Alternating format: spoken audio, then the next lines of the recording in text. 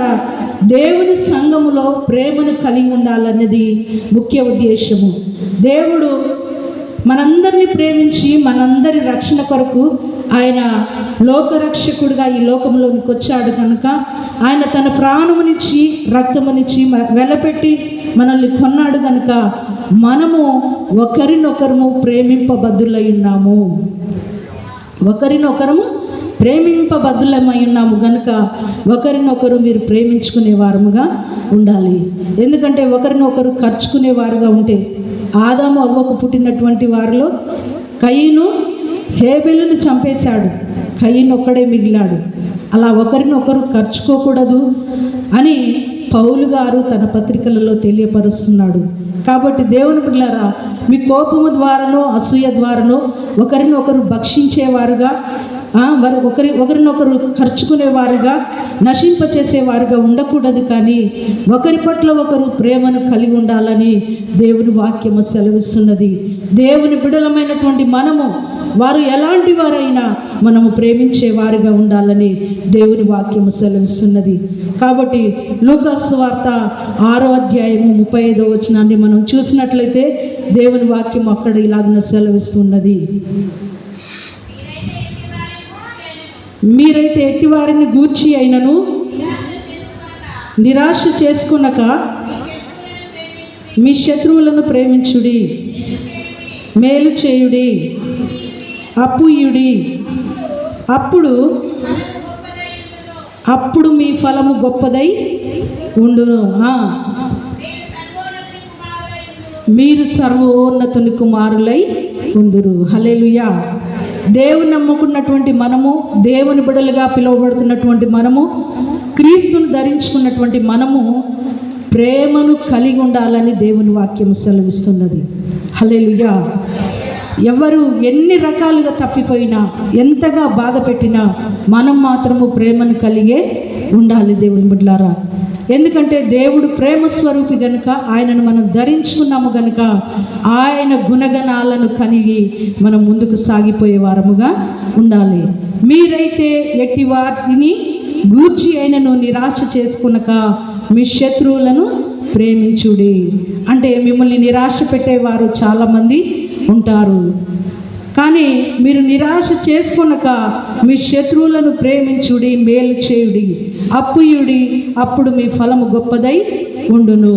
మీరు సర్వోన్నతుని కుమారులని అప్పుడు పిలువబడతారు. బాప్తిస్మం పొందుకున్నంత మాత్రాన, సంఘానికి కంటిన్యూగా వస్తున్నంత మాత్రాన మన దేవుని బిడ్డలము కాదు. కానీ ఒకరి ఎడల ఒకరము ప్రేమ కలిగి ఉన్నప్పుడే సర్వోన్నతుని కుమారులని మనం పిలువబడతాము. హల్లెలూయా. కాబట్టి దేవుని బిడ్డలారా, మీరు సర్వోన్నతుని కుమారులై ఉందురు. ఆయన కృతజ్ఞత లేని వారి ఎడలను, దుష్టుల ఎడలను ఉపకారి అయి ఉన్నాడు. కృతజ్ఞత లేని వారు ఎన్ని మేలులు చేసినా దేవుని యందు కృతజ్ఞత ఉండదు. ఎంత వారికి మేలు చేసినా, ఎన్ని ఆపదల నుండి కాపాడినా కొంతమందికి కృతజ్ఞత ఉండదండి. దేవుడంటే మరి జ్ఞాపకం రాదు, దేవుని సన్నిధి అంటే జ్ఞాపకం రాదు, సేవకుడు అంటే జ్ఞాపకం రాదు. కానీ ఎప్పుడైతే ఆపద వస్తుందో అప్పుడు సేవకుడు గుర్తొస్తాడు, దేవుడు గుర్తొస్తాడు. మరలా దేవుడు క్షమిస్తాడు. సేవకుడు క్షమించి వెళ్ళి మరలా ప్రార్థన చేసి వస్తే ఆపద నుండి బయటపడతారు. మరలా స్వస్థత పొందిన తర్వాత మరలా యథావిధిగా జీవిస్తూ ఉంటారు. అలా ఎన్నోసార్లు కృతజ్ఞత లేని వారుగా చాలామంది జీవిస్తూ ఉన్నారు దేవుని బిడ్డలారా. అయినప్పటికీ ఆయన కృతజ్ఞత లేని వారి ఎడలను, దుష్టుల ఎడలను ఉపకారి అయి ఉన్నాడు. అంటే కృతజ్ఞత లేని వారి ఎడల, దుష్టులు చెడ్డవారు, పూర్తిగా చెడ్డవారు అయినప్పటికీ కూడా వారి ఎడల ఆయన ఉపకారి అయి ఉన్నాడు, మంచి చేసేవాడై ఉన్నాడు. కాబట్టి వారిని ప్రేమించేవాడై ఉన్నాడు. వారికనైనా మారుతారేమో అని ఆయన ప్రేమించి దగ్గరికి తీసుకున్నాడు దేవుని బిడ్డలారా. కాబట్టి దేవుని బిడ్డలమైనటువంటి మనము కూడా అట్టి వారిని మనము ప్రేమింపబద్దులై ఉన్నాము. దేవుడు కృతజ్ఞత లేని వారిని, దుష్టులను ప్రేమిస్తూ ఉన్నప్పుడు మన తోటి సహోదరులను మనం భరించలేమా? మనము ప్రేమించలేమా? ప్రేమించాలి దేవుని బిడ్డలారా. ఒకరి మీద ఒకరు కక్షలు పెట్టుకోవద్దు, రేపుకోవద్దు, కలహాలు రేపుకోవద్దు. అసూయ, ఈర్ష్య, గర్వము ఇలాంటివి మన దరిదాపుల్లోనికి రాకూడదు. ఎందుకంటే అవి మన సొంత నాశనాన్ని తెచ్చి పెడతాయన్న సంగతి పౌలుని గురించి చదువుతున్నప్పుడు మనం బాగుగా తెలుసుకోగలము, వింటున్నప్పుడు బాగుగా తెలుసుకోగలము. కాబట్టి దేవుని బిడ్డలారా, మనము ఎట్టి పరిస్థితుల్లోనూ చెడు లక్షణాలను కలిగి ఉంటే అది మనకే ప్రమాదం అన్న సంగతి మనము తెలుసుకోవాలి. పగ ఇవి మనకు తగదు, వాటి పేరైనను తగదని దేవుని వాక్యము సెలవిస్తున్నది. కాబట్టి మనము ఇతరులను, మన యొక్క సహోదరులను మనము ప్రేమించబద్దులమై ఉన్నాము. ఎందుకంటే ఆయన ప్రేమ స్వరూపి అయి ఉన్నాడు. ఆయనలోనికి బాప్తిస్మం పొందుకున్నటువంటి మనము క్రీస్తును ధరించుకొని ఉన్నాము కనుక ఆయన యొక్క గుణగణాలు మనము ధరించుకోవాలి. దేవుని బిడ్డలారా, ఎంతోమంది అమర్యాదగా ప్రవర్తిస్తూ ఉంటారు, అయినా వారిని ప్రేమించాలి. మరి తెలిసి తెలియక పొరపాటుగా మాట్లాడుతూ ఉంటారు, మనల్ని చిన్నతనం చేస్తారు, అయినప్పటికీ కూడా వారిని మనము ప్రేమిస్తూ ఉండాలి. కాబట్టి దేవుని బిడ్డలారా, దేవుని వాక్యము సెలవిస్తున్నది. 1 కొరింథీయులకు రాసిన పత్రిక 13వ అధ్యాయము 13వ వచనంలో దేవుని వాక్యం ఇలాగున సెలవిస్తున్నది. ఎందుకయ్యా ప్రేమను కలిగి ఉండాలి అంటే అక్కడ చూడండి, కాగా విశ్వాసము, నిరీక్షణ, ప్రేమ ఈ 3 నిలుచును, వాటిలో శ్రేష్టమైనది ప్రేమ. కాబట్టి దేవుని బిడ్డలారా, చివరిగా మిగిలేటివి ఏంటి అంటే విశ్వాసము, నిరీక్షణ, ప్రేమ. ఈ 3 కూడా చివరకు మిగిలి ఉంటాయి. ఆ 3టిలో శ్రేష్టమైనది ప్రేమయే. కాబట్టి ప్రేమను మనం కలిగి ఉండాలి. ప్రేమ స్వరూపైనటువంటి దేవుని నమ్ముకున్న మనము ప్రేమను కలిగి ఉండి కృతజ్ఞత లేని వారిని, దుష్టులను, మన సహోదరులను, మన ఇంటి వారిని అందరినీ కూడా మనం ప్రేమించే వారముగా ఉండాలి. ఆ సమయంలో నీ హృదయం విరిగి నలిగి ఉండొచ్చు, కానీ దేవుడు నిన్ను చూస్తూ ఉన్నాడు. ఆయన నిన్ను ఆదరిస్తాడు, బలపరుస్తాడు, నీ మార్గంలో నిన్ను నడిపిస్తాడు. కనుక వారు ఏదో కోపము కలిగి ఉన్నారని, ద్వేషము కలిగి ఉన్నారని నీవు కూడా నీలో ఉన్న మంచితనమును పక్కకు పెట్టి నువ్వు వారిలాగా ప్రవర్తించొద్దని దేవుని వాక్యము సెలవిస్తున్నది. హల్లెలూయా. అదే కొరింథీ 13వ అధ్యాయంలో 4-5 వచనాలను మనం చదువుకుందాం.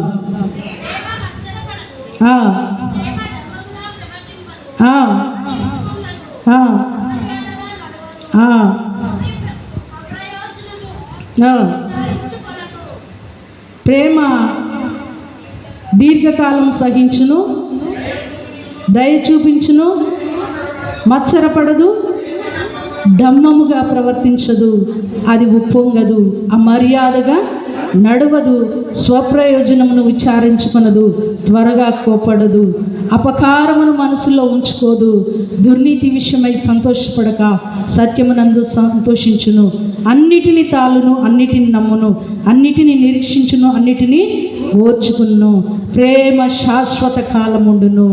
హల్లెలూయా. కాబట్టి దేవుని బిడ్డలారా, మనము ప్రేమ దీర్ఘకాలం సహిస్తూ ఉన్నది. ఈ రోజున మనం ఒక్కసారికి 2 సార్లకి కోపడితే నీలో ప్రేమ లేనట్టే దేవుని బిడ్డలారా. కానీ మనం సహించే వారముగా ఉండాలి, దయ చూపే వారముగా ఉండాలి, అసూయపడొద్దు, మచ్చరపడొద్దు, డమ్మముగా ప్రవర్తించొద్దు, మోసం అనేది చేయకూడదు, ఉప్పొంగొద్దు, విర్రవీగొద్దు. మన భాషలో విర్రవీగొద్దు, ఉప్పొంగొద్దు.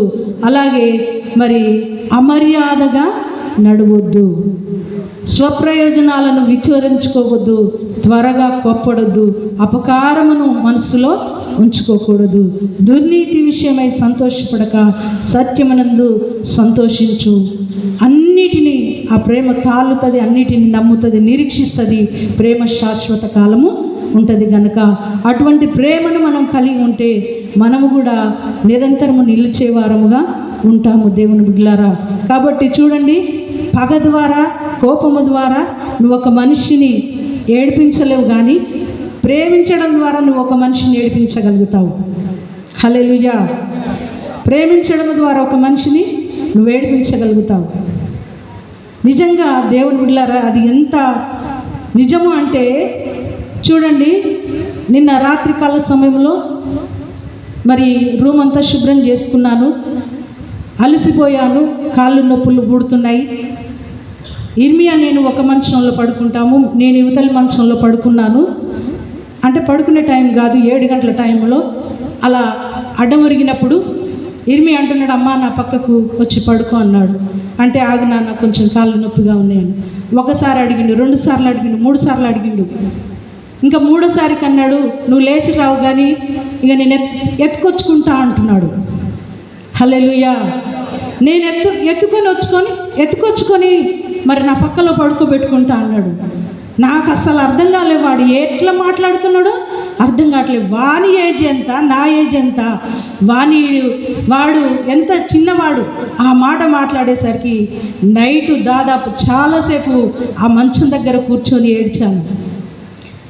నిజంగా ఇంత చిన్న పిల్లవాడు మనల్ని చూడండి, నాకు కష్టం ఉంది, నాకు బాధ ఉంది, నాకు సహాయం చేయి అని అడిగితేనే సహాయం చేసేవారు చాలా తక్కువ మంది. కానీ అంత చిన్నపిల్లవాడు ఆ మాట మాట్లాడిందంటే అసలు ఇది ప్రభు యొక్క మాటే కానీ వేరొకటి కాదని, అసలు నాకు ఏడుపు ఆపుకున్నా కూడా ఏడుపు దానంతట అదే వస్తున్నది. దేవుని బిడ్డలారా, కోపము మనిషిని ఏడిపియలేదు, పగ మనిషిని ఏడిపియలేదు. కానీ ప్రేమను నువ్వు చూపిస్తే వాళ్ళు తప్పకుండా ఏడుస్తారు. హల్లెలూయా, ప్రైజ్ ది లార్డ్. ఎందుకంటే దానికి సాదృశ్యం క్రీస్తు యొక్క ప్రేమ కూడా 2024 సంవత్సరాల క్రితం ఆయన కల్వరి శిలువలో మరణించిండు. కానీ ఆయన ప్రేమ ఇప్పటి వరకు ఎంతమందిని ఏడిపిస్తున్నదండి.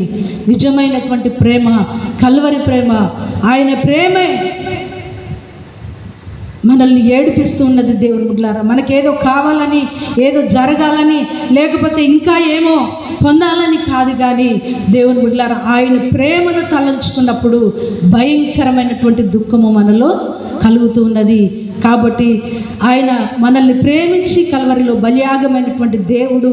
మరి కనుక ఆయన నమ్ముకున్నటువంటి మనము కూడా ఎంత ప్రేమను కలిగి ఉండాలి. దేవుని బిడ్డలారా, మన సహోదరులు తప్పిదము చేసినా, తప్పుగా మాట్లాడినా వారిని క్షమించి, పేతురు అన్నాడు, అయ్యా నా సహోదరుని ఎన్నిసార్లు నేను క్షమించాలి అంటే 770 సార్లు అన్నాడు.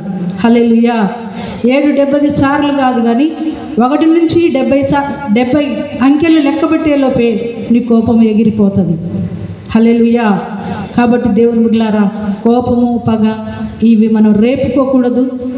ప్రేమను కలిగి జీవించాలి. ముఖ్యంగా సంఘము ప్రేమ కలిగి ఉండాలి. ఎందుకంటే నేను దేవుని నమ్మినప్పుడు నా చిన్నతనంలో 8వ తరగతిలో నేను దేవుని గురించి తెలుసుకున్నాను. ఏ సంఘం ద్వారా నేను దేవుని గురించి తెలుసుకున్నానంటే చెన్నైలో ఉన్నటువంటి DGS దినాకరన్ గారి ఆ యేసు పిలుచుచున్నాడు పరిచర్య నుండి నేను తెలుసుకున్నాను. అయితే ఈ యొక్క సంఘము నిలబడడానికి కారణం ఏంటిదని ఆ యొక్క సహోదరి ప్రసంగిస్తూ చెప్పింది ఏంటిదంటే, మేము ప్రేమను కలిగి ఉంటాము. హల్లెలూయా.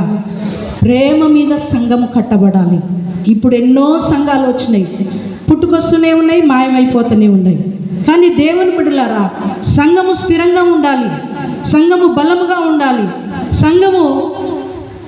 సంఘములోనికి నూతన ఆత్మలు రావాలి అంటే ఆ సంఘములో ప్రేమ ఉండాలి. ప్రేమ ఉండాలి. ఒక మనిషి బాధతో వచ్చినప్పుడు ఆ సంఘములో ఆదరించబడాలి. గాయపరుచుకునే మాటలు కాదు మనం మాట్లాడేది, ఆదరించే మాటలు. చేతనైతే వారికి అభయం ఇవ్వాలి. నేను నీ కొరకు ప్రార్థిస్తాను, దైవజనులు ప్రార్థిస్తారు, నువ్వు భయపడిన అవసరం లేదని వారిని నువ్వు బలపరిచే వ్యక్తిగా ఉండాలి. కానీ లోకములో ఉన్నటువంటి అన్యుల వలె నువ్వు సంఘములో జీవించొద్దు. దేవుని బిడ్డలారా, ఆ యొక్క ప్రేమ మీద కట్టబడిన సంఘము DGS దినకరన్ గారే 50 సంవత్సరాలు సేవ చేసిండు. తర్వాత వారి కొడుకు, కోడలు, వారి యొక్క మనవన్లు, మనవరాళ్ళు ఇప్పుడు సేవ చేస్తూ ఉన్నారు. కాబట్టి దేవుని బిడ్డలారా, మన సంఘము ప్రేమ మీద కట్టబడాలి. నిజంగా యాకోబున్న మరి దాదాపుగా ఈ 10 సంవత్సరాలలో ఈ సేవా పరిచర్య అభివృద్ధి అయిందంటే దేవుని కృప తర్వాత దేవుని యొక్క సేవకుని కష్టమని నేను ప్రత్యక్షంగా సాక్ష్యం ఇస్తున్నాను. దేవుని బిడ్డలారా, 24 గంటల్లో ఎప్పుడు కూడా ఇంటి దగ్గర రూమ్ దగ్గర ఉండడు.